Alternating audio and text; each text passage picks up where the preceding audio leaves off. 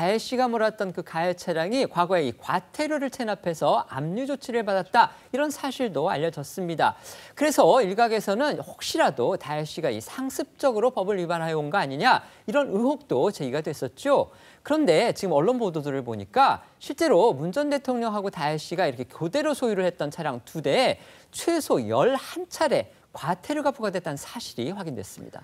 네, 우선 이 다혜 씨가 음주운전 사고를 낸 이 캐스퍼 차량에는요, 2차례 주정차 위반 과태료를 체납한 기록이 있는 것으로 파악이 됐습니다. 해당 차량은 문 전 대통령이 재임 시절 이 광주형 일자리라는 것을 통해서 만들어진, 그러니까 그 공장에서 만들어진 첫 모델을 구입한 것으로서요. 올해 4월 문 전 대통령에게서 이 다혜 씨로 명의가 이전이 됐습니다. 문 전 대통령 소유였던 지난해 6월에는요, 이 서울에서 주정차 위반으로 과태료 처분을 받았지만 이를 체납해서 지난해 11월 압류 조치를 받았던 것으로 알려졌고요.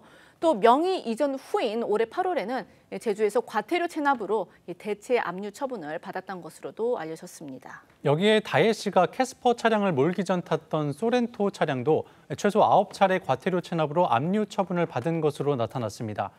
이 차량 역시 문 전 대통령 명의였다가 2022년 5월에 다혜 씨에게 명의가 이전이 됐고, 이후 올해 4월 다시 문 전 대통령으로 명의가 이전됐는데요.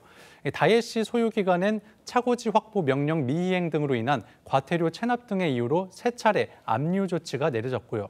문 전 대통령에게 올해 명의가 이전된 뒤에도 한 차례 주정차 위반으로 압류 조치가 있었던 것으로 알려졌습니다. 전직 대통령 그리고 그의 딸이 소유했던 차량이 기본적으로 지켜야 할 법규도 제대로 지키지 않아서 처벌 대상이 됐다, 지금 이겁니다. 일반 국민들 입장에서 이거 쉽게 이해되지 않는 게 사실입니다. 네, 문 전 대통령이 재임 시절 음주운전을 살인행위라며 강력한 처벌을 강조했었기 때문에 여권에선 도의적 책임을 지고 입장을 밝혀야 한다는 목소리가 나오는데요. 하지만 그럼에도 문 전 대통령은 여전히 딸의 음주운전에 대해 침묵을 지키고 있고요. 민주당도 당 차원의 입장을 아끼며 성인인 다혜 씨가 해결해야 할 일이라고 선을 긋고 있는 모습입니다. 다만 오늘 오전 야권에선 문 전 대통령이 사과를 한다 해도 점수를 잃을 건 없다, 이런 목소리도 나왔는데요. 관련해 문 전 대통령의 사과를 요구하는 여당의 목소리 들어보시고 야권 원로 유인태 전 사무총장의 이야기도 이어서 들어보겠습니다.